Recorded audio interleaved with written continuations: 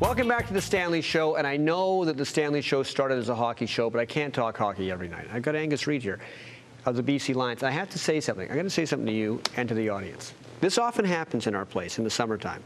The guys are going to go out to do a story on the BC Lions, and we can't really think of anything to do. So the order is just put the microphone in front of Angus Reid and we'll get something. It was like before, it was put the microphone in front of Carl Kidd and something will happen. So you're sort of like Carl Kidd. Wow, I don't know if that's a compliment. Is that a good thing or not? I'll take it. Yeah. I'll take it. Maybe like Carl in a different way. Yeah. How was Carl to play with? Fantastic. He's one of those guys that you love to have him on your team. You know, and he knew what had to be said and what had to be done to keep you fired up, to keep you amped, and to keep the other team angry and upset at him. But it was all done with purpose for his team to win. He'd do anything for you to win the game. Now today, you told me this before we even started talking. What did you have to do today?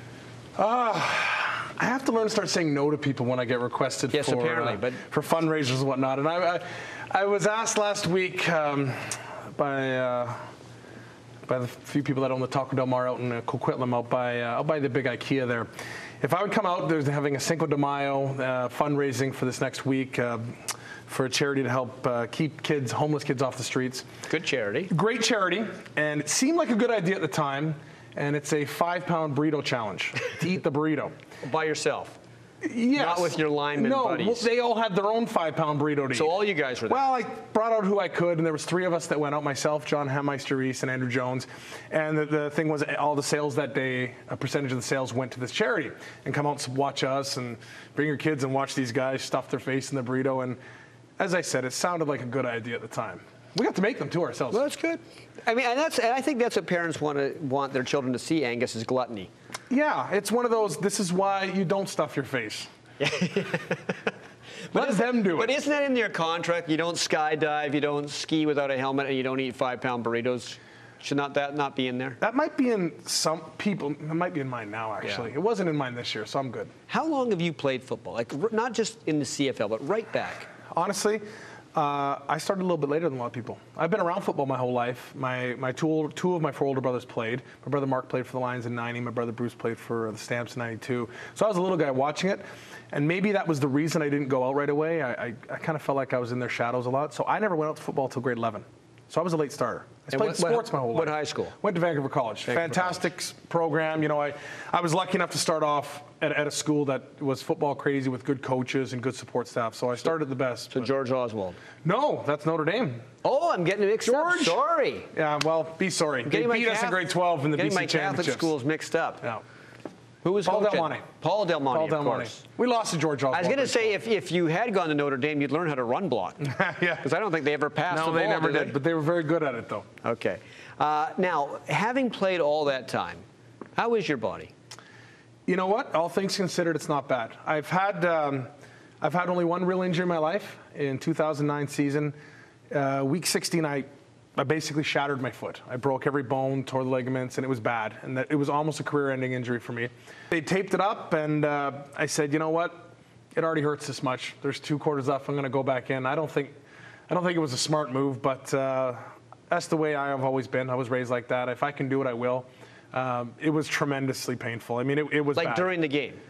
Oh, I watch the film now, and I'm going, it's amazing what adrenaline can do for about a 3-second spurt. So I'd do the play, and then they would carry me back to the huddle. I would get carried back. It's funny. I saw a documentary years ago about NFL players who got hurt, and I forget the guy's name. And it showed the play where his knee got shattered. And he said the toughest part was not the injury, but when they carried him off the field and he couldn't play anymore. Yeah, I agree. Because he felt like, not so much that he was hurt and he may not play again or may not play properly again, he felt like he was letting his other guys down. Yeah, and that's that's just one of those mindsets that you get out of those athletes that have played a long time. Especially in a sport like football, where it's so team-oriented and you don't want to let the person down. And I felt, if I could do it, I'm going to do it. And that's just the way I am. It delayed the surgery by 2.5 weeks because I had to get the swelling down afterwards. It took me 3 months to walk again. And I made it back last season. I played. And other than that, I've had the odd surgery now this year, clean up things. A lifetime of playing football. I'm starting to get some bone chips, some grinding. But that was the only real injury I've suffered. So I'm really one of the lucky ones so far in my career. And especially the position you play. Especially the position. I'm in the middle of everything. I got people getting thrown into me, falling in me. I'm the guy at the bottom of every pile. And as I said, it's a fortunate thing to be able to play as long as I have, particularly at the professional level. If you had to describe to someone who had no idea about football just how violent your position is, what would you say to them? What would be a comparison? Well, here's one I can compare. I know that doctors love doing studies with athletes because it's mind-blowing what they come up with. And they always described an NFL running back to a game as equivalent to a car accident at a very speed. I can't remember what it was, but a relatively significant car accident. And they say, well, think of that doing that 16 times a year. But you have to understand, we play a Saturday night. I'm not even really fresh again until Wednesday afternoon. How do you feel the next morning? Terrible. I mean, I'm but terrible. how terrible? Like a hangover you got terrible? In a car accident terrible. It's like soft tissue injury terrible? It's funny because when you're younger, nothing hurts. And I remember my first couple years in the league. You're in your early 20s, and you feel great. And you look at these old guys and go, what is wrong with these guys? It's not that hard of a sport. Yeah. You go and have fun after the game, too. You wake up, you feel great. And once I started hitting my 30s, every year now, that's the part that gets me. I tell people now, I can still play the game at a high level. I can still prepare. I can still do the things. It's the recovery now that takes longer. It's the morning after when you wake up and everything is sore. And I'm talking, you feel it right from the bottom of your ears, from your neck, all the way through my elbows, my shoulders, my joints. And all I want to do is crawl into a hot tub. And it takes, as I said, early in my career, the next morning I wake up and go work out, feel great. Now I kind of roll my way into physio and nothing's acutely injured on me.